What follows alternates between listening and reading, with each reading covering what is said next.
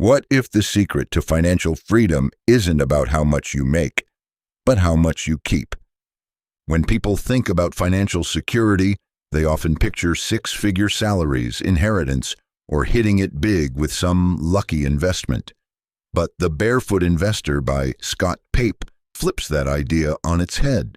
True wealth, Pape argues, doesn't come from flashy jobs or risky strategies. It comes from simple, consistent actions anyone can take. Right now, in a world filled with financial noise, complicated advice, and endless get-rich-quick schemes, The Barefoot Investor stands out for its clarity and honesty. It's not about budgeting every penny or giving up lattes forever. Instead, it's about building a system that works automatically, so you can focus less on money and more on living. Through years of helping everyday families get out of debt, grow their savings, and retire comfortably, Pape has created a no-nonsense blueprint for financial independence, built around what he calls barefoot steps. These aren't abstract theories or intimidating formulas. They're real-world moves you can make today to change your financial life forever. So, who is this book for? Anyone tired of financial stress. Whether you're drowning in credit card debt, just starting your first job, or finally getting serious about your future, The Barefoot Investor offers a proven, practical path forward. In this summary, we'll break down each step of Pape's strategy, from setting up your bank accounts the right way, to crushing debt, growing your Mojo fund, and finally, building long-term wealth. You'll learn why automation beats willpower, why boring investments often win, and how you can design a life where money serves you, not the other way around. It's time to take off your financial shoes and walk the barefoot path to freedom. Let's dive in. Chapter 1. Schedule a monthly barefoot date night. Imagine this. It's a lazy Sunday afternoon. You and your partner are sipping coffee, phones face down, no kids tugging at your sleeves, no email notifications dinging, just the two of you. There's laughter, some planning, maybe even a glass of wine. But this isn't your typical date night. This is your barefoot date night, a monthly ritual where you take control of your financial life, one relaxed conversation at a time. Pape kicks off The Barefoot Investor not with spreadsheets or lectures, but with something refreshingly human: connection. Financial freedom, he says, isn't built on restriction. It's built on conversation. This chapter isn't about budgets, not yet. It's about setting the rhythm for a lifelong dance with your money. Now, let's be honest. Most of us avoid talking about money, especially with our partners. It's awkward. Maybe you've had arguments about overspending. Maybe one of you is a saver and the other a spender. That's normal. But Pape wants to turn that tension into teamwork. His idea? One night a month. Book it like a real date. Go somewhere cozy. Not a 5-star restaurant, maybe a coffee shop, maybe the kitchen table with some snacks. The point is, you both show up. No distractions, just two people talking about the life they want to build. The barefoot date night isn't a gimmick. It's the cornerstone habit that makes everything else in this book work. You don't need financial expertise. You don't even need to agree on everything. What you need is a space to talk about what matters, without judgment, without fear. Here's how the first date night works. Bring a notebook and write down 3 things. First, your dreams. Not vague ones like be rich someday, but real ones, like own a house with a garden, send the kids to college debt-free, or take a family trip to Europe. These dreams aren't fluff. They give your financial plan a heartbeat. Second, write down your current money worries. Be honest. Are you stressed about credit card debt? An old car that might die any day? Living paycheck to paycheck? That honesty is where the healing begins. Third, jot down what's already working. Maybe you've never missed a mortgage payment. Maybe you're a disciplined grocery shopper. Celebrate those wins. The date night ends with a promise. This isn't a one-off. It's a ritual. You'll meet every month. You'll laugh, sometimes argue, sometimes dream big, but you'll always come back to the table. That consistency is where the magic happens. Pape shares a story about a couple, Julie and Greg, who were drowning in debt. They had tried budgeting apps, spreadsheets, even financial counseling. Nothing stuck, until they started doing barefoot date nights. They made them fun. Sometimes they played board games. Sometimes they brought their dog to the park and talked money on a picnic. Within 2 years, they were debt-free, had a savings buffer, and were planning a trip to Hawaii. Not because of some magic investment strategy, but because they talked every single month. This chapter is powerful because it flips the script. Financial success isn't about being a math genius. It's about showing up again and again. The barefoot date night creates what psychologists call a cue. Just like brushing your teeth or going to the gym, this monthly check-in becomes a habit. And once it's a habit, momentum builds. Now let's talk tools. Pape is a big fan of simplicity. You don't need complex software. He recommends a physical notebook or a shared Google Doc, whatever works for you. On your first few date nights, you won't be making big financial decisions. You'll be planting seeds. The real planning comes later. Right now, the goal is alignment. Are you both heading in the same direction? Do you even know what the destination is? He also emphasizes the importance of tone. This isn't a time to blame or criticize. If one of you blew the budget last month, it's not about shaming. It's about learning. What triggered the spending? How can you both plan better next time? The more open and kind the conversation, the stronger your financial future becomes. And what if you're single? No problem. The barefoot date night still applies. In fact, it's even more important. You become your own accountability partner. Pape suggests treating yourself to coffee or a solo lunch and having that same conversation with yourself.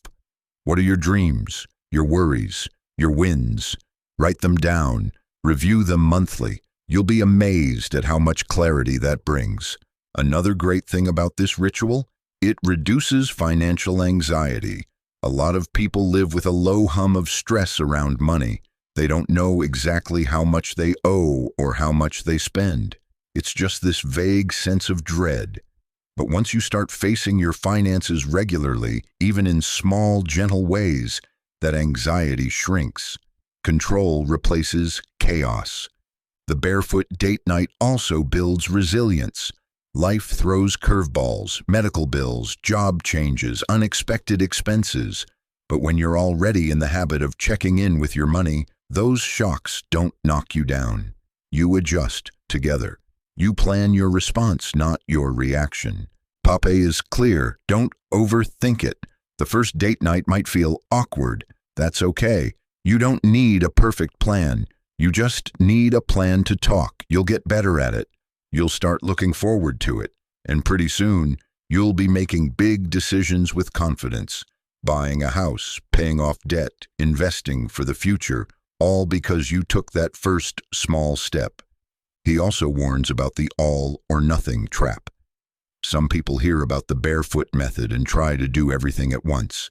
Set up all the buckets, pay off all the debt, fix retirement, overhaul insurance, all in a weekend. That never works. You burn out. The key is to go slow, one step at a time, one conversation at a time. The barefoot date night is where it all begins. It's not flashy. It won't give you instant riches, but it lays the foundation. Because when you talk about money openly, without shame or fear, you create space for real change. You turn vague wishes into clear goals. You stop drifting and start steering. And over time, that consistency builds wealth. Not just financial wealth, but emotional wealth too. You feel calmer, more in control, more connected to your partner or to your own purpose. Scott Pape ends the chapter with a challenge.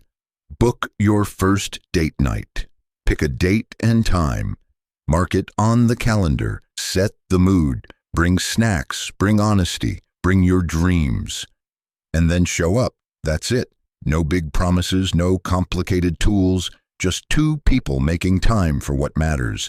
Because here's the truth, money isn't the point. Freedom is, and freedom begins with a conversation. Chapter 2. Set up your buckets. Let's talk buckets.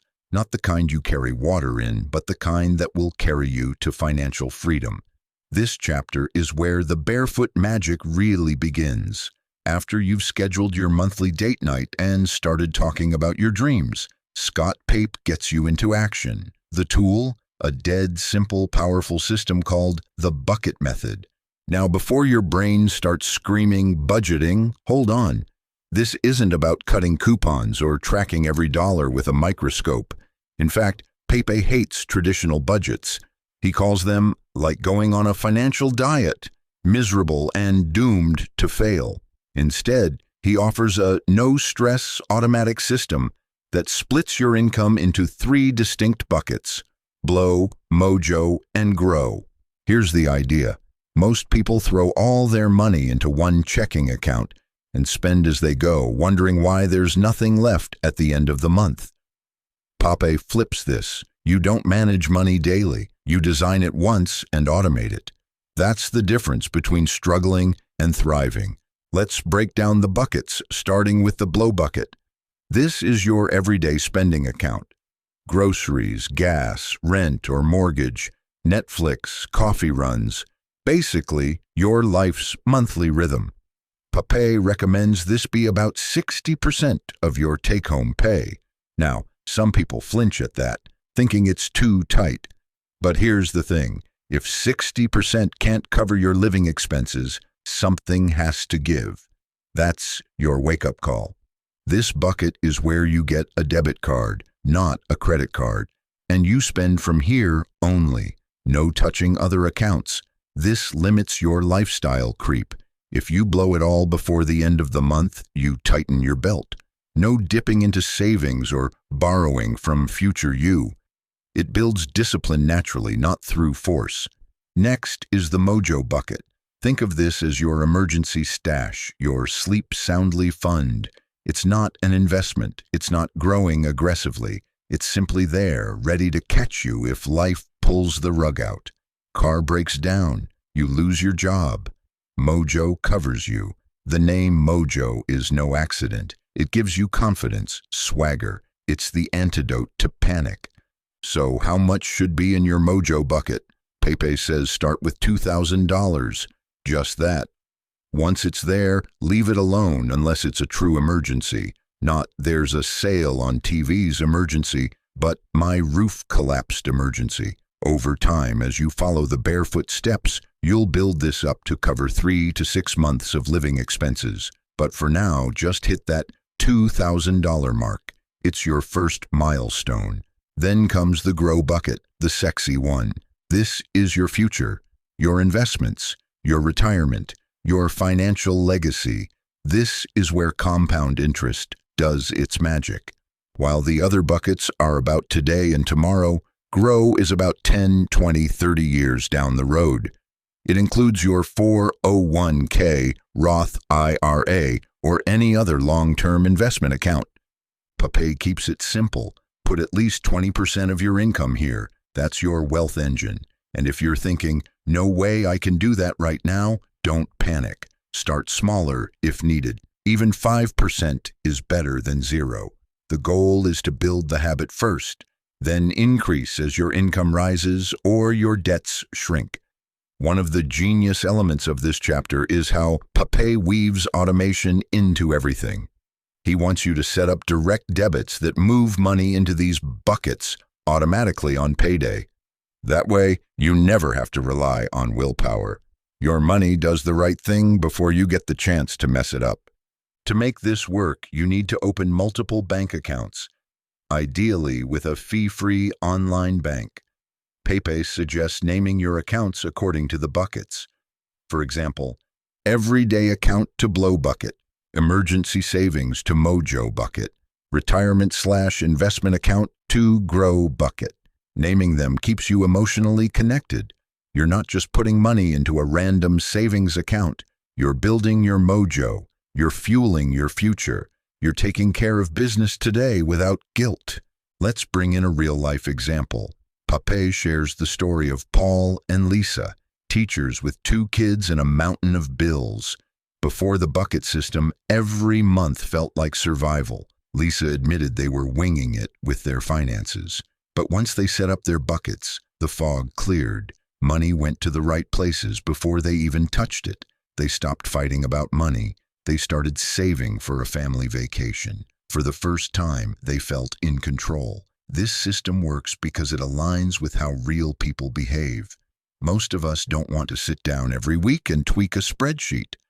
We want something that works in the background, like a financial autopilot. That's exactly what the bucket method does. Now, you might be wondering, what about debt? What if your income barely covers your blow bucket, let alone savings? That's okay. The grow bucket might have to wait a bit. Focus on funding mojo and living within your blow limit. Once you get rid of consumer debt, which comes in the next chapter, you'll have more room to grow. Here's a smart tweak Pape introduces: splitting your blow bucket further into 2 sub-accounts. One for fixed expenses like rent, utilities, insurance, and one for variable costs like groceries, dining out, entertainment. This helps avoid surprises. Your rent's always covered. Your Netflix isn't competing with your grocery money. That clarity alone can change your whole relationship with spending. Another golden rule from this chapter: pay yourself first. Most people pay bills, spend, and then try to save whatever scraps are left. The Barefoot way flips that. You move money to mojo and grow first. The rest is for life. That simple shift guarantees progress, no matter what. And let's not forget the emotional side. Pape understands that money is deeply psychological. These buckets don't just organize your income, they reduce stress. You no longer feel like your money is a wild animal. It's tamed, trained, and working for you. That peace of mind is priceless. Also worth noting, this system is flexible. Whether you're a freelancer with irregular income or a salaried worker with predictable paychecks, the bucket method adapts. You just adjust the percentages and timing. The principles stay the same. And here's where it really shines. It allows you to spend guilt-free. When you've funded your mojo and grow, whatever's in the blow bucket is yours to enjoy. Buy the sneakers, eat out, go to that concert. That's not reckless, that's smart. You've already taken care of the big stuff. Now you can live your life. Pape wraps this chapter with a clear task. Set up your buckets within the next few days. Open the accounts. Automate the transfers. Make it real. Don't wait until you feel ready. Action creates clarity. And remember, progress beats perfection. If your percentages aren't perfect at first, it doesn't matter. What matters is that you start. So whether you're drowning in bills, just getting by, or already earning 6 figures, this chapter gives you the map: 3 buckets, 1 system, and a lifetime of control. Because when your money is organized, your life is calmer. And when your life is calmer, you're free to chase the things that matter. That's the power of the buckets. Chapter 3. Domino your debts. Debt. That 4-letter word that hangs over so many lives like a dark cloud. It whispers at night, it robs your sleep, and it slows you down just when you think you're getting ahead. In this chapter, Scott Pape doesn't sugarcoat it. If you've got consumer debt, you're in financial quicksand. But here's the good news. There's a way out. And it's not through more stress, shame, or elaborate spreadsheets. It's through one simple, powerful strategy that anyone can use: dominoing your debts. Pape doesn't believe in being debt-free as some philosophical stance. He believes in it because it works. When you get rid of debt, especially the toxic kind, like credit cards, payday loans, or buy now, pay later schemes, you stop paying interest to banks and start paying interest to yourself. It's a mindset shift. from I'm always behind to I'm building wealth. So how do you domino your debts? The strategy is built on momentum. Picture a row of dominoes. Each one knocks down the next. Small wins create energy, and that energy fuels big wins. Instead of attacking your biggest debt first, you start with the smallest. Not because it's the most expensive, but because it's the most beatable. And winning, even a small win, feels amazing. That feeling, it's your fuel. Let's walk through the step-by-step process, Barefoot style. Step 1, list all your debts. Write them all down, every single one. Credit cards, car loans, store cards, payday loans, everything except your mortgage and student loans. Scott says to leave those for later. For each one, note the balance, the minimum monthly payment, and the interest rate. But here's the twist. You're not going to attack the highest interest debt first. Nope. You're going after the smallest balance first. Pape says this step alone, writing it all down, is powerful. Most people avoid looking at their debt. They hide from it. But when you face it head on, it shrinks. You see it clearly, and that gives you control. Step 2, order debts from smallest to largest. Forget interest rates for now. This is about psychology, not math. Paying off a $500 store card feels way more motivating than chipping away at a $10,000 personal loan. So line them up smallest to largest. These are your dominoes. The goal is to knock down the first one as fast as possible, then roll that momentum into the next. Step 3. Make minimum payments on all but the first debt. Here's where discipline kicks in. You'll continue making minimum payments on every debt except the smallest. That smallest one. You attack it like a ninja. You throw every spare dollar at it. Sell stuff, pick up a side gig, cut back on non-essentials, anything to gain speed. The faster you knock it out, the better. Step 4, kill the first debt, then move to the next. Once that smallest debt is gone, celebrate, seriously. Go out for a modest dinner, take a walk, shout it from the rooftop. You just created financial momentum. Then you take the money you were paying toward that first debt and roll it into the next smallest. That's your new weapon. This is where things start to move fast. Let's say you were paying $50 per month on a store card and $75 per month on a car loan. Once the store card is gone, you pay $125 per month on the car loan. When that's gone, you pay even more on the next debt. Like a snowball rolling downhill, your payments grow and your debts fall like dominoes. Pape shares a powerful story here about a woman named Rachel. She was a single mom with 3 credit cards, a payday loan, and a mountain of stress. Every month she paid just the minimums, and her balances never seemed to move. Then she read about the domino strategy. She listed her debts, picked off the smallest, $350, and threw every spare cent at it. Took her just 2 weeks. That win gave her so much energy that she sold her treadmill and used that cash for the next debt. In 18 months, she wiped out over $12,000 in debt.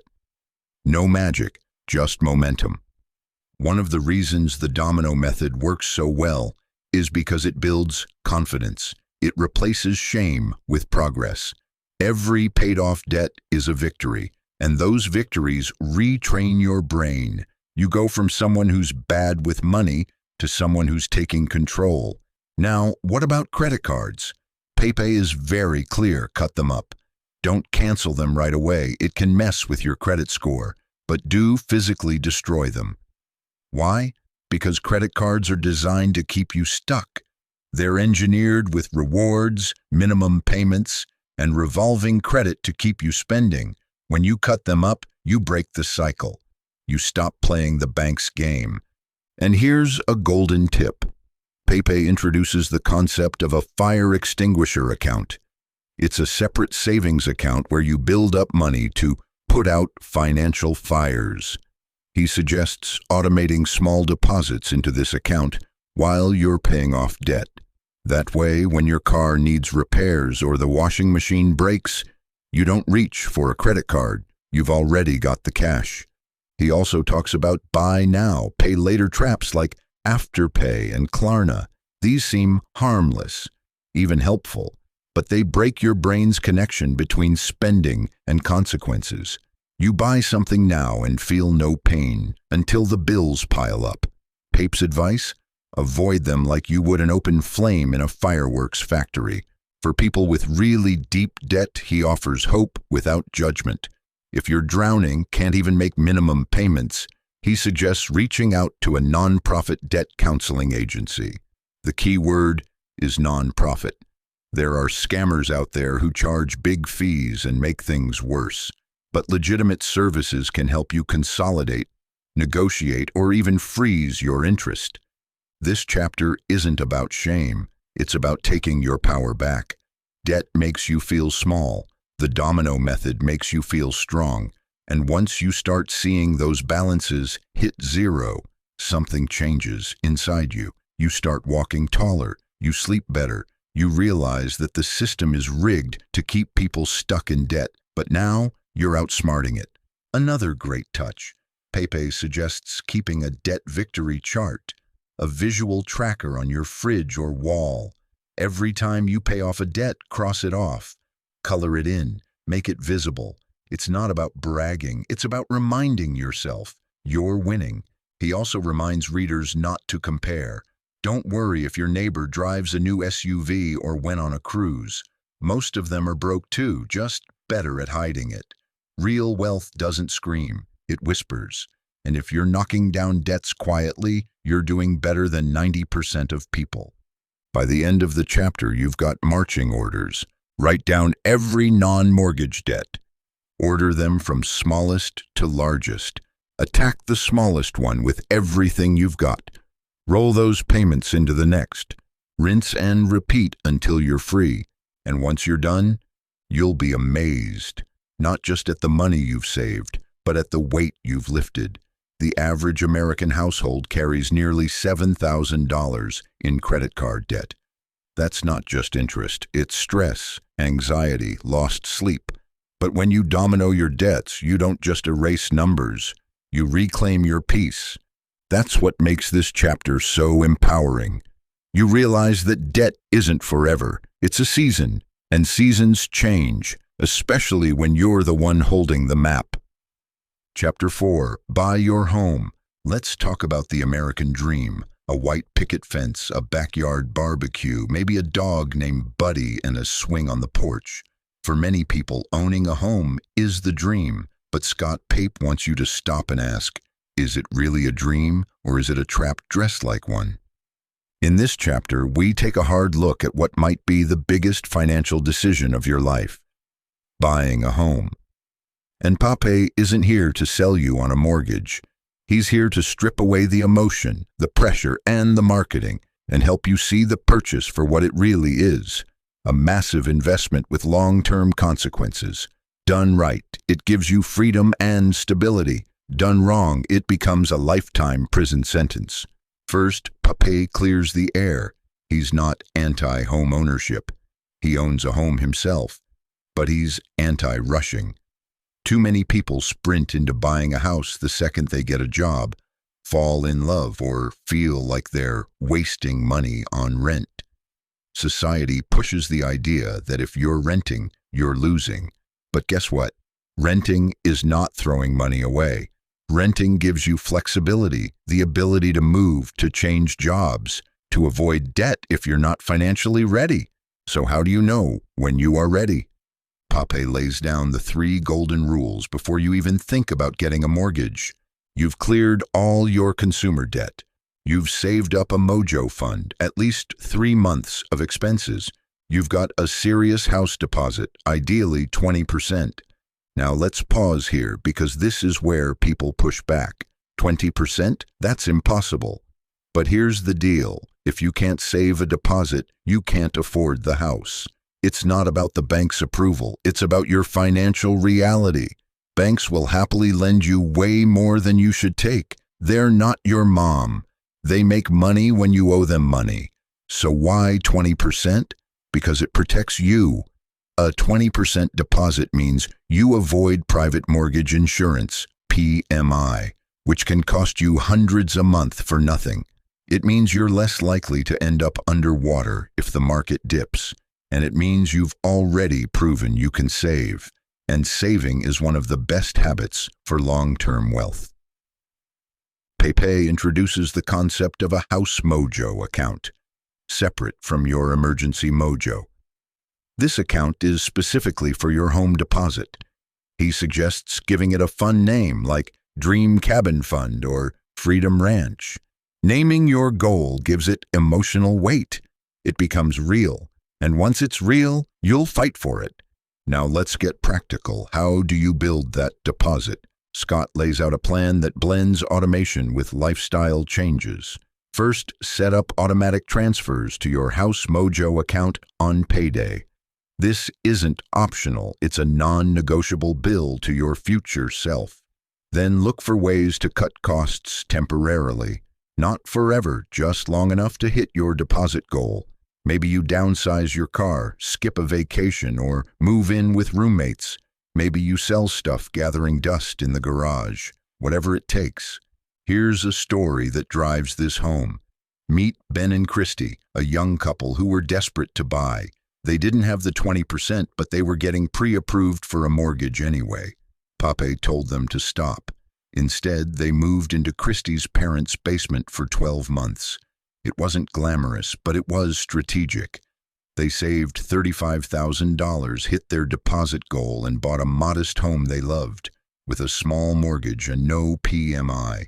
Today, they're not house poor. They travel, they invest, all because they waited. And that's the other trap, buying too much house. Just because the bank says you can borrow $500,000 doesn't mean you should. That's how people end up house poor and owning a beautiful home, but eating ramen noodles and skipping vacations for 30 years.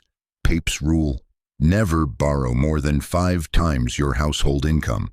If you and your partner earn $80,000 together, your max loan should be $400,000, not a penny more. He also suggests choosing a 15-year fixed-rate mortgage if you can swing the payments. The monthly amount will be a little higher, but you'll save tens of thousands in interest and own your home outright in half the time. If that feels too tight, at least aim to pay bi-weekly instead of monthly. It shaves years off your loan without much pain. Let's talk about buying versus renting again, because this point is crucial. Renting can actually be the smarter move if you're still building your financial foundation. If you move every few years, if your job is unstable, if you're not settled, renting gives you the agility to adjust without the cost of selling. Buying a home comes with hidden costs, closing fees, maintenance, property taxes, insurance, and surprise repairs that always seem to cost thousands. Homeownership isn't just a mortgage, it's a lifestyle. One of the most honest things in this chapter is how Pape debunks the rent money is dead money myth. He does the math. Renting a $1,500 apartment while investing the difference between that and a massive mortgage can actually build more wealth over time. It's not about pride. It's about strategy. Another gem, Pape tells readers to treat house hunting like shopping for a pair of boots. You don't buy the first pair you try on, you test the fit, you walk around, you compare. It's the same with homes. Don't fall in love too fast. Be patient. Look at dozens of places. Know your price range and stick to it like your future depends on it, because it does. Then when you're finally ready to buy, he suggests putting in a lowball offer. Be bold. The worst they can say is no. You're not just buying a house, you're buying negotiating power, peace of mind, and your future lifestyle. That all begins with being unemotional about the purchase. Don't let granite countertops and walk-in closets cloud your judgment. Before wrapping up, Pape reminds us of a sobering truth. A mortgage is not a wealth-building tool. It's a liability. It doesn't put money in your pocket, it takes it out. Your home might appreciate over time, but that's not guaranteed.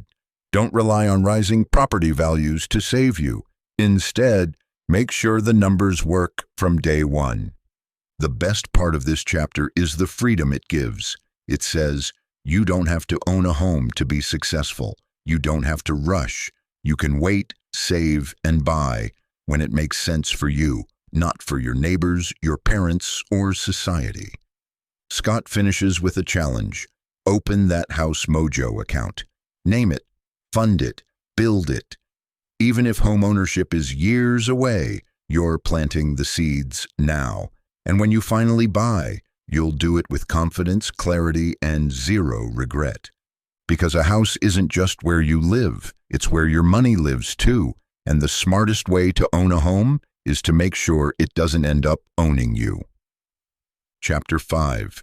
Supercharge your wealth.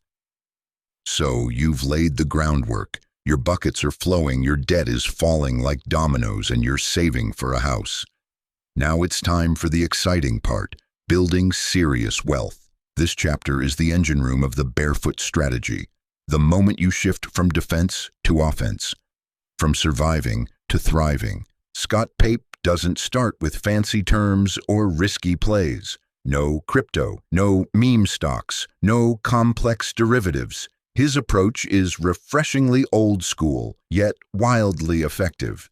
In this chapter, he shows you how to turn ordinary money habits into extraordinary wealth, all while keeping things simple, automatic, and boring in the best way possible.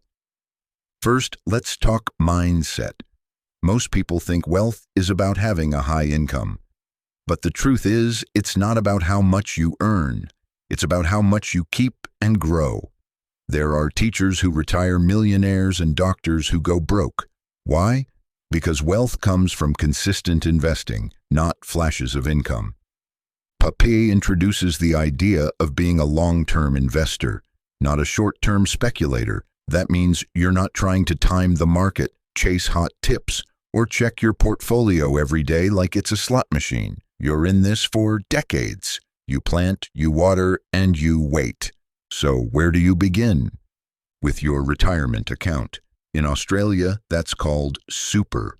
For a US audience, think of it as your 401k or Roth IRA.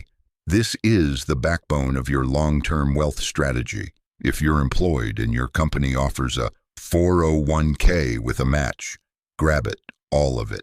That match is free money. It's like your boss handing you a raise. Don't leave it on the table. But what if you're self-employed? No problem. Pape encourages setting up a Roth IRA or SEP IRA. These are tax-advantaged accounts that grow your money faster because Uncle Sam takes a smaller bite. Now, let's talk strategy. Pape doesn't want you to chase flashy stocks. He recommends low-cost index funds, the kind that track the entire market. Think S&P 500. Why? Because studies show that index funds beat most professional investors over time. They're cheap, diversified, and incredibly effective.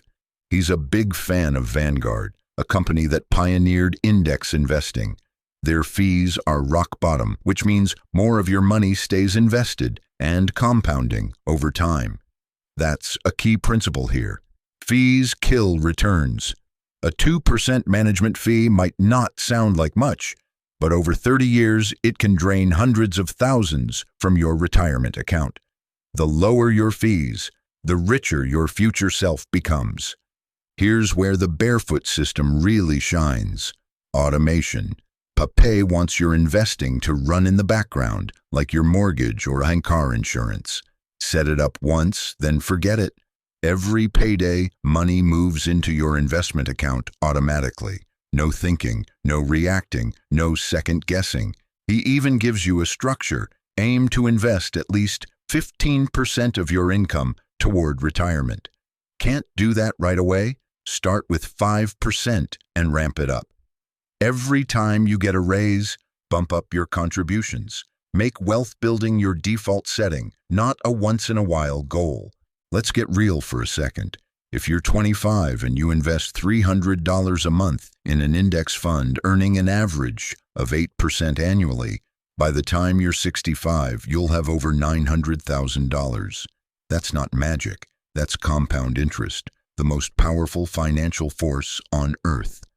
Albert Einstein called it the eighth wonder of the world. Scott Pape just calls it common sense. Pape shares a story about Joel, a guy who started investing late, at age 40. He thought he was too far behind to ever catch up, but by focusing on high savings, low fees, and consistency, Joel managed to build a $500,000 nest egg by age 60. It wasn't too late. It just took commitment. And here's a myth Pape busts wide open. You don't need to be an expert to invest. You don't need to read the Wall Street Journal every morning or watch financial news. In fact, he says doing less is often better. More trading usually leads to worse results. The pros might make it look complex, but the truth is, simplicity wins. Index funds, regular contributions, long-term horizon. That's the winning formula. Then there's dividends, the little bonuses you get from owning parts of a company. Over time, reinvesting dividends can account for a huge chunk of your portfolio's growth. Pape loves dividend-paying index funds for this reason. It's income on top of growth, compounding silently in the background. What about real estate investing? Pape isn't against it, but he doesn't treat it like a shortcut to wealth. Property can be great, but it's risky if you're not ready. High debt, maintenance costs, and market fluctuations can eat you alive. His advice? Master the basics first. Use index funds to build a solid foundation, then explore property later if it fits your goals. And if you're already investing but not sure if you're doing it right, Pape recommends a financial health checkup. Look at your current investment accounts. What are the fees? Are you diversified? Are you trying to time the market or reacting emotionally? If you're confused, a fee-only financial advisor can help, but make sure they're not earning commissions to push products. A huge part of this chapter is about behavioral finance, understanding that your emotions are often your biggest enemy. When markets drop, people panic and sell. When stocks are hot, people pile in at the peak. The Barefoot approach protects you from that. By automating investments and ignoring short-term noise, you stay on the steady, boring, wealthy path.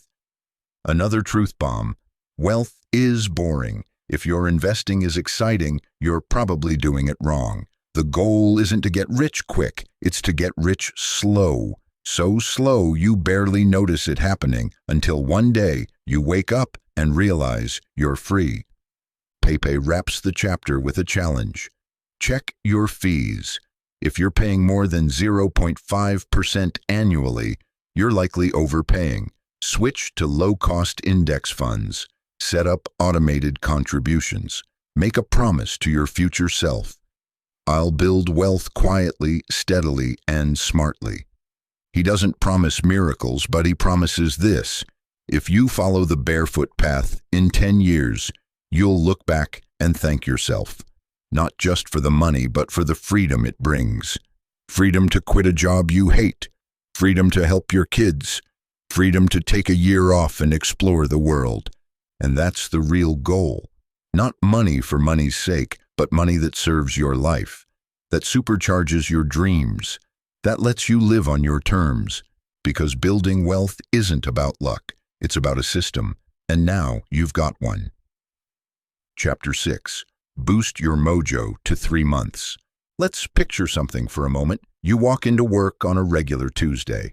Your boss calls you in and says, "We're downsizing. Today's your last day."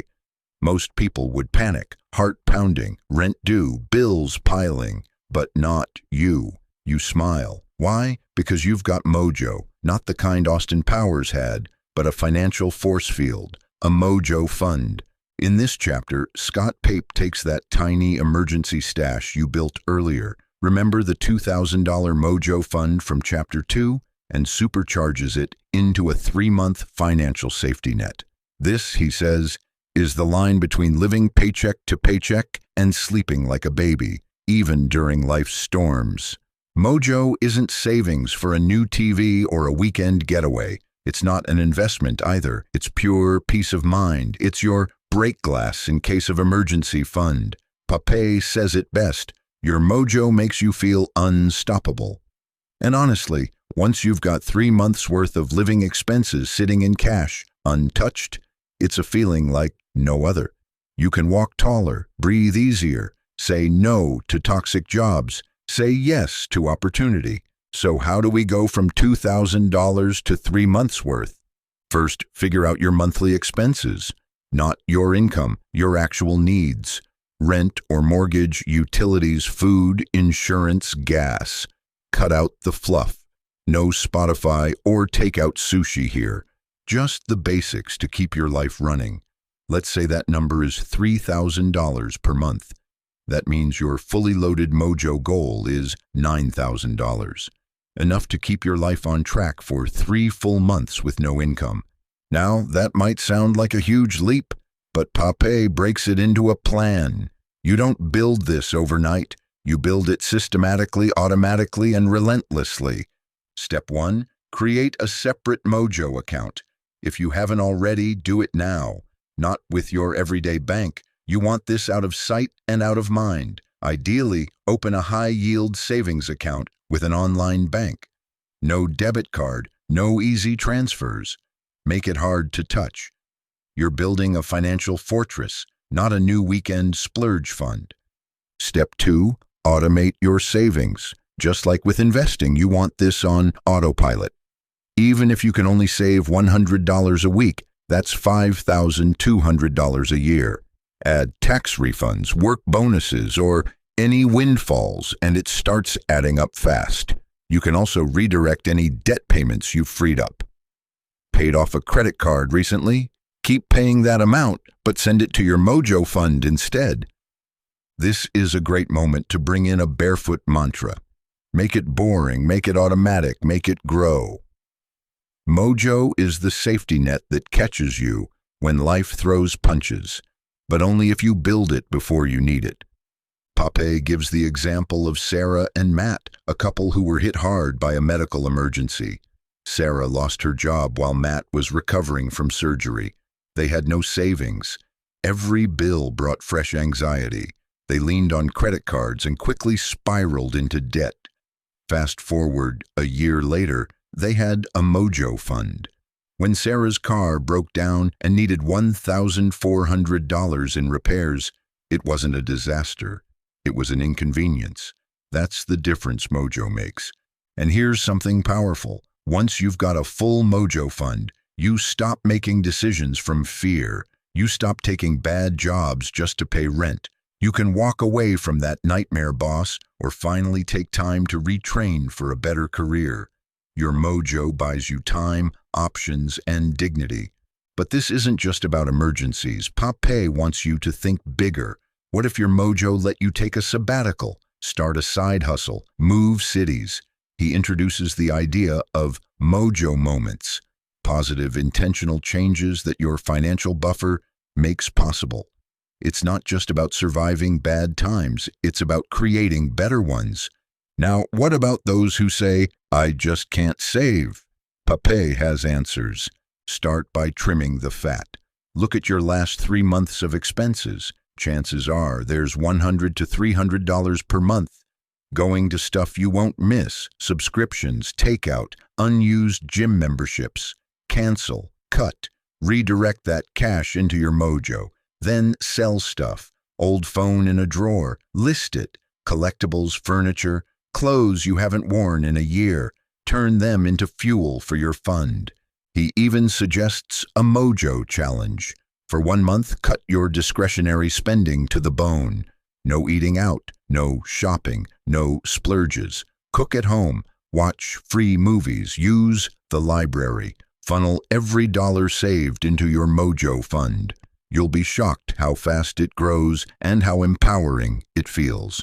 Another Pape principle, keep your Mojo off limits. If your best friend wants a loan, nope. If there's a concert you're dying to attend, Still, nope. Mojo is sacred. It's for true emergencies only. Job loss, major car repairs, health crises, not impulse decisions. Once you tap it, your top priority becomes rebuilding it immediately. Now, let's talk psychology. One of the biggest reasons people don't build emergency funds is because they assume bad things won't happen, or they'll figure it out when it does. But that's magical thinking. Life is unpredictable. Mojo is your insurance policy against chaos. It turns crises into inconveniences, and it builds the kind of confidence no credit card can offer. Speaking of credit cards, Pape makes this point crystal clear. Mojo replaces the need for plastic. When you've got $9,000 in a savings account, you don't need a backup Visa. That mindset shift, relying on your own cash instead of borrowed money, is life-changing. It puts you in control. One reader, Tom, shared how his Mojo fund changed his life. After 18 years in a job he hated, he finally hit his 3-month savings goal. One toxic meeting later, he walked out and never looked back. "It was terrifying," he said, "but it was the best thing I've ever done." That's what Mojo gives you. Exit power. Now, if you're wondering whether to invest your Mojo or earn interest on it, here's the truth. This money is not about returns. It's about liquidity and safety. Your Mojo fund is not meant to grow. It's meant to be there. So skip stocks. Stick with high-yield savings or a money market account. That's enough. As always, Pape finishes with a plan. Open a separate, hard-to-access savings account. Calculate your monthly living expenses. No fluff. Set a target of 3 months' worth. Automate savings from every paycheck. Boost the fund with windfalls and found money. Treat it like an untouchable treasure. And once it's full, you've leveled up. You're no longer living on the edge. You're safe, steady, and strong. Because here's the truth. Bad things happen. Cars break down, jobs vanish, life throws curveballs. But when you've got Mojo, you don't break, you bend, and then you bounce back stronger. Chapter 7. Get the banker off your back. There's a quiet enemy draining your wallet every single month. You rarely see it coming, and most people don't realize it's even happening. It's not flashy. It doesn't roar like debt or slap you like an emergency. But it's stealthy, and it's bleeding you dry. That enemy, your bank. In this chapter, Scott Pape pulls back the curtain on the banking industry. He wants you to stop being a loyal customer and start being a ruthless negotiator. Because while you've been going about your daily life, the bank has been nibbling away at your money, dollar by dollar, fee by fee, interest point by interest point. It's time to flip the power dynamic. Let's get one thing straight. Banks are for-profit corporations, not your friends. They exist to make money off you, not with you. That's not evil, it's business. But that's why Pape teaches you to treat your financial life like a business too. And the first step is taking a hard look at where your money leaks are happening. You've already got your Mojo fund. Your buckets are flowing. But if you're still paying ridiculous fees on loans, insurance, and bank accounts, you're giving your future away. Pape begins with your bank accounts. If you're paying monthly fees for checking or savings accounts, that's a problem. Banks earn interest on the money you deposit. They're already making money off you, so paying them to hold your money is like tipping the chef at a buffet. He recommends switching to a fee-free online bank with high interest on savings and no maintenance fees, no ATM charges, no hidden penalties. And here's the deal. Switching banks is not a hassle anymore. You can open an account online in under 10 minutes. Most of them even help you switch your direct deposit and auto payments. You don't owe your bank anything. If they're not giving you the best deal, walk. Next target, credit cards. Even if you've cut them up, as you should have back in Chapter 3, the balance might still be charging interest. Pape's mission here is clear. Call your bank and negotiate. Not ask, negotiate. You've been a loyal customer. Use that. Say, I've found a better rate elsewhere and I'd like you to match it or I'll switch. Practice the script.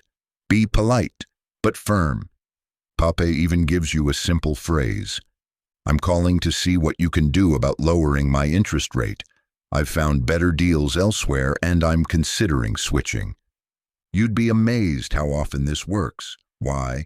Because banks don't want to lose you, especially if you've got a decent credit score. They'd rather lower your rate than see you walk. Same goes for personal loans, car loans, and even mortgages. This is where things get real. Most Americans spend more on housing than anything else. A single percentage point difference on a mortgage rate can mean tens of thousands of dollars over 30 years. So how do you tackle your mortgage? First, know your rate. You'd be surprised how many people don't. If you've been locked in for years and haven't checked, you might be paying 1 to 2% more than current market rates. That's like burning money every month. Call your lender and ask for a rate review. If they won't play ball, refinance, shop around, use comparison websites, use a mortgage broker if needed, and never be afraid to switch lenders. Here's a real-life story from the book. Lisa and Ray had a 30-year mortgage at 5.5%. They read this chapter, made one call, and negotiated it down to 3.9%. Their monthly payment dropped by nearly $300. Over the life of their loan, they saved over $70,000. One phone call. That's the power of knowing your numbers and speaking up. Pape also shines a spotlight on junk insurance. Those worthless add-ons banks sneak into loan agreements. Things like loan protection insurance or credit card insurance. Sounds nice, right? But in reality, most people never claim, and the fees are outrageous. If you've unknowingly signed up for this stuff, cancel it immediately. You might even get a refund. He dives deeper into home insurance, car insurance, and health coverage. The same rules apply. Shop around every year. Don't be lazy. Don't assume loyalty gets rewarded. Spoiler, it doesn't. In fact, many companies charge long-term customers more than new ones because they assume you're too comfortable to leave. So here's your Barefoot insurance cleanup checklist. Car insurance? Compare rates and switch if needed. Look for bundled deals. Home insurance? Same thing. Compare providers every 12 months. Health insurance? Review your plan annually. Drop coverage you don't use. Life insurance? If you've got dependents, get term life insurance, not the expensive whole life kind.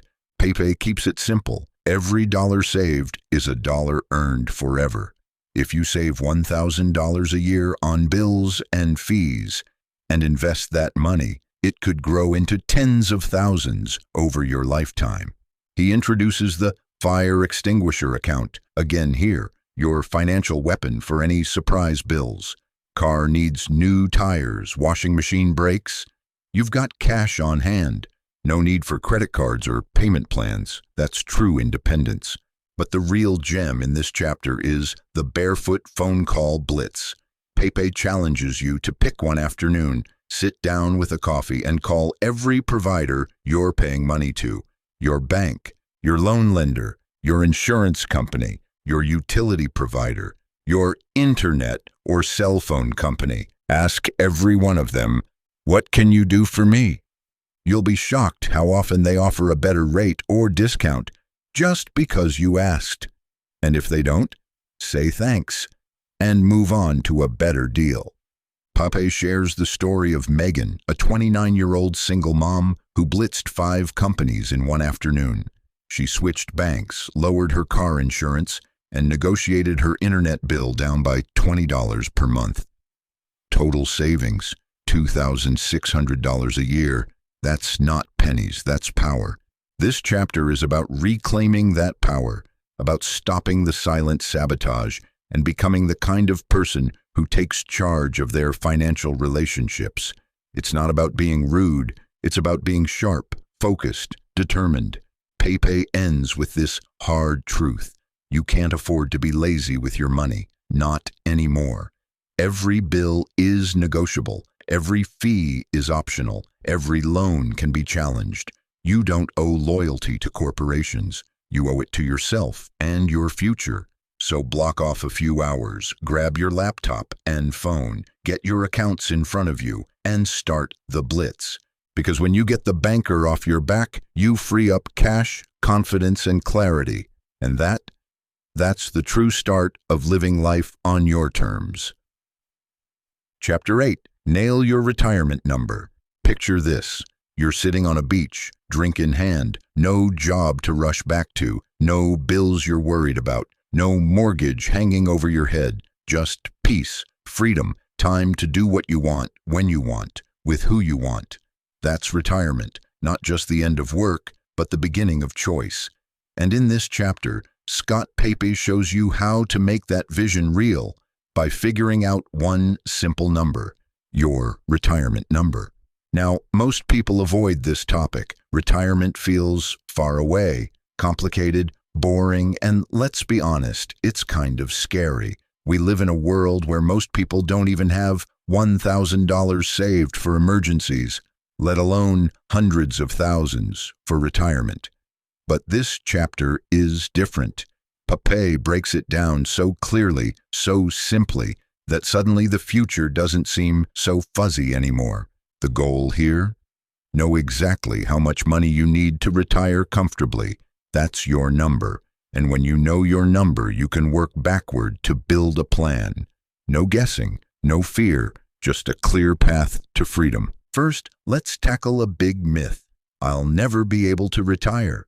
Pape calls this defeatist thinking for what it is, nonsense. Most people won't retire rich, but almost everyone can retire well if they make smart, consistent choices today. And that begins by calculating what you'll actually need. Here's how Pape breaks it down. Step 1. Figure out your future lifestyle. Do you want to travel the world or just tend to your garden and visit the grandkids? Will your mortgage be paid off? Do you plan to downsize? Pape encourages you to dream, but to dream realistically. Don't guess based on someone else's lifestyle. Think about your ideal day in retirement.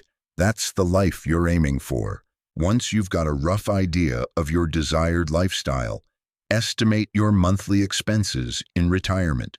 Let's say that number is $3,000 per month. That's $36,000 a year. Now take that number and multiply it by 25. That's the classic FIRE, financial independence, retire early, rule of thumb, and it's based on something called the 4% rule, which assumes you can safely withdraw 4% of your investments each year in retirement without running out of money. So in this case, $36,000 times 25 equals $900,000. That's your retirement number. Pape walks you through this with calm assurance. That number might look huge. It might feel unreachable. But he reminds you, you've got time, and time is your most powerful ally. Enter compound interest, the force that quietly turns regular people into millionaires. If you start investing in your 20s or 30s and stay consistent, you don't need to save $900,000 out of pocket. Your money will grow while you sleep. That's the beauty of long-term investing. Here's a quick example. If you invest $500 per month in an index fund earning 8% annually, in 30 years you'll have over $680,000. Increase that to $750 per month, you'll hit over $1 million. You don't need to gamble. You just need a system and a long enough runway. But what if you're starting late? You're 45, 50, and the runway looks short. Pape's got advice for you too. First, don't panic. You still have options. Increase your savings rate, cut expenses, pick up a side gig, or redirect old debt payments into your retirement accounts. Push back retirement. Even retiring a few years later can dramatically reduce the amount you need. Downsize your lifestyle. Sell the big house. Move to a smaller town. Cut monthly overhead. Use catch-up contributions. In the U.S., once you're over 50, You can contribute more to your 401k and IRA than younger folks. Pape also busts the myth that your retirement has to be fully self-funded. Social Security will likely play a role. So will any pensions, inheritances, or part-time income. He encourages readers to look at the full picture, not just investments, but, and this is crucial, he doesn't want you to rely on the government or hope someone else bails you out. That's not freedom, that's dependency. Your retirement plan should stand on its own. Anything extra is a bonus. Next, he dives into where your money should go. No surprise here, he's a big fan of low-cost index funds, held inside tax-advantaged retirement accounts. In the U.S., that means things like 401k, especially if there's an employer match. Roth IRA, post-tax contributions, but tax-free withdrawals in retirement. Traditional IRA or SEP IRA, great for self-employed folks. If you've got access to a target date retirement fund, that can also be a solid option. These funds automatically adjust risk over time. More stocks when you're young, more bonds as you near retirement. Pape wants to make investing as boring as brushing your teeth. Automate contributions. Set it and forget it. Don't check it daily. Don't get emotional. You're planting a tree. It needs time, not tinkering. He shares a story about Steve, a mechanic who started late but got serious in his 40s. He doubled down on savings, worked an extra 5 years, and ended up retiring at 62 with $400,000 and no debt. Not a millionaire, but he lives simply, owns his home outright, and travels twice a year. Most importantly, he sleeps well. And that's what this chapter is really about. Peace of mind. Retirement isn't just about a dollar amount. It's about knowing you can live life on your terms without fear. To get there, Pape gives you a short action list. Estimate your monthly expenses in retirement. Multiply by 25 to get your retirement number. Run your numbers through a compound interest calculator. Automate monthly investments into tax-advantaged accounts. Review and adjust once a year. If you're feeling overwhelmed, that's okay. The key is to start. Open the account. Make the first contribution. Take the first step. Most people spend more time planning their next vacation than they do their retirement. Flip that. And remember, freedom isn't about yachts or private jets. It's about choices, the ability to walk away from a toxic job, to spend time with grandkids, to travel, volunteer, or just live quietly and comfortably. That's the real finish line. And now you've got the map to get there.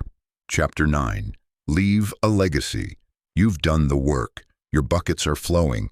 Debts are gone. Mojo is stacked. Your investments are growing. You've even nailed your retirement number. So, what's next?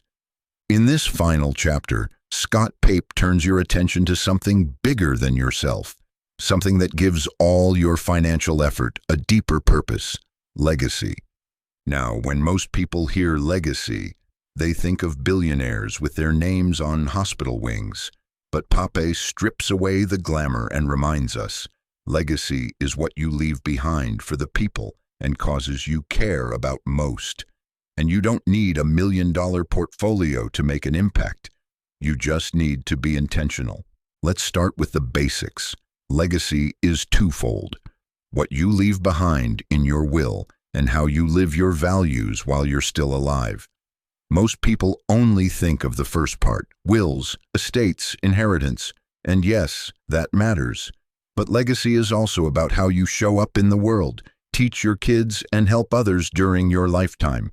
Pape kicks off the chapter with a startling fact. Over half of adults don't have a will. That's a problem. Without a will, your estate gets dragged through the courts. Your assets get frozen. Your loved ones get stressed. And worst of all, the government decides who gets what. Doesn't matter how much or how little you have. If you don't have a legal will, your legacy is vulnerable. So the first step, get your will sorted. Today. not someday, not when you have more. Right now, you don't need a high-priced lawyer. There are plenty of legal, affordable DIY options available. But you do need to be specific. Who gets what, who manages your estate, and who will care for your kids if you pass away. If that last one makes your stomach twist, that's exactly why it needs to be written down.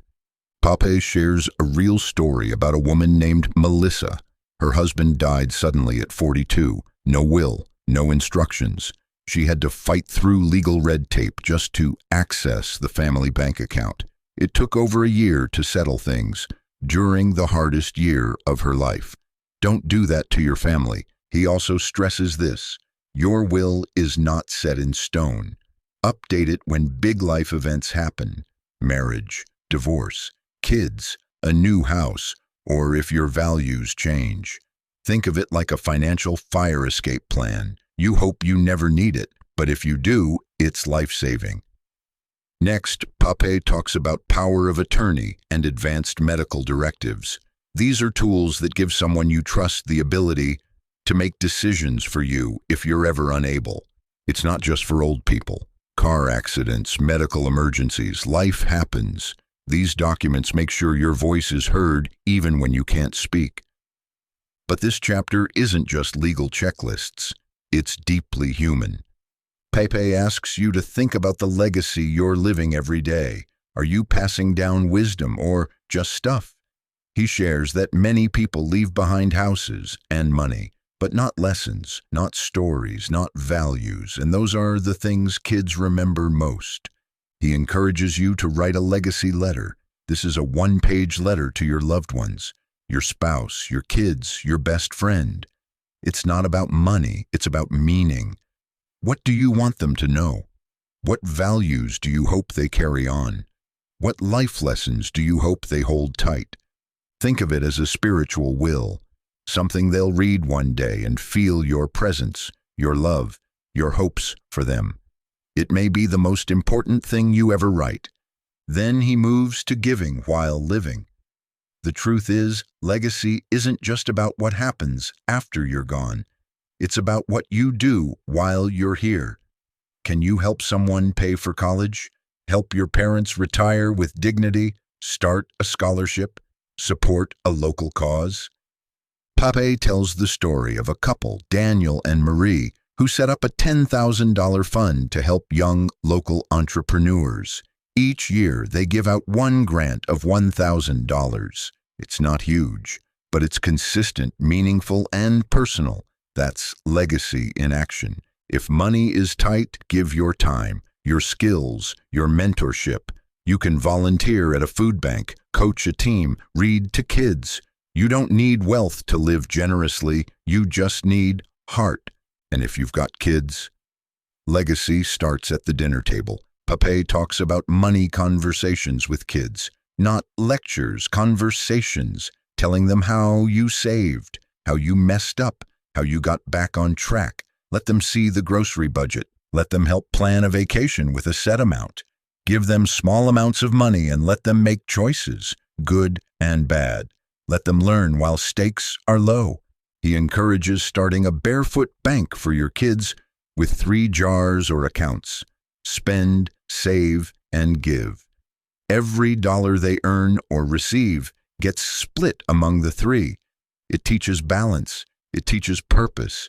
It creates habits that last a lifetime. Then Pape shifts to values-based investing, another legacy move. If you care deeply about sustainability, human rights, or clean energy, you can align your investments with your values. There are index funds and ETFs built around ethical investing. It's not always about maximizing returns. It's about investing in the future you believe in. And here's something powerful. You don't have to wait to leave behind a legacy. You can live it now. Pape shares the example of Dave, a 62-year-old who didn't want to wait until he died to give something back. So he started mentoring teenagers in his neighborhood, kids who had never had a positive male role model. I may not leave them money, Dave said, but I can leave them direction. That, Scott says, is the heart of this chapter. You matter more than your money. The way you live, the way you give, the way you treat people, that's what echoes. To wrap things up, Pape gives you a checklist for your legacy. Write or update your will. Create a power of attorney and medical directive. Write a legacy letter to your loved ones. Teach your kids about money and about values. Look for ways to give money, time, or skills. Live your values today. You don't need to be a millionaire to leave a legacy. You just need to care deeply, plan wisely, and live intentionally. Because long after the money is spent, long after the house is sold, your impact will remain in the stories, values, and choices of the people you've touched. And that's the most powerful form of wealth there is. And there you have it, the complete blueprint for taking control of your money, one barefoot step at a time. The Barefoot Investor isn't about chasing get-rich-quick schemes or obsessing over every dollar. It's about creating a simple, automatic system that gives you peace of mind today and freedom tomorrow. Let's quickly recap the big lessons. Set up your buckets and automate your money so you never have to budget again. Smash your debts because paying interest is like walking in financial quicksand. Build your mojo fund so you can sleep better at night and walk away from bad situations. Buy smart, not big, because your home should support your life, not strangle it. Invest early, regularly, and boring, because wealth is built slowly, not through flashy picks. Sort your will and insurance so you can protect what really matters. Live your legacy, because true wealth is about what you leave behind, not just what you accumulate. The power of Scott Pape's approach lies in its simplicity and actionability. You don't need to be a financial expert or earn six figures to make this work. You just need to start. So what's your next move? Maybe it's setting up your Mojo account, switching to a no-fee bank, or having that first barefoot date night. Whatever step you take today, know this: you're not just fixing your finances, you're designing your freedom. If this summary helped shift your mindset or sparked action, share it with a friend who needs a financial reset. Follow and stay tuned for more no BS breakdowns of the world's best money books. Because being financially free isn't about being perfect, it's about building a system that lets you live rich, now and in the future. You've got this. See you in the next episode.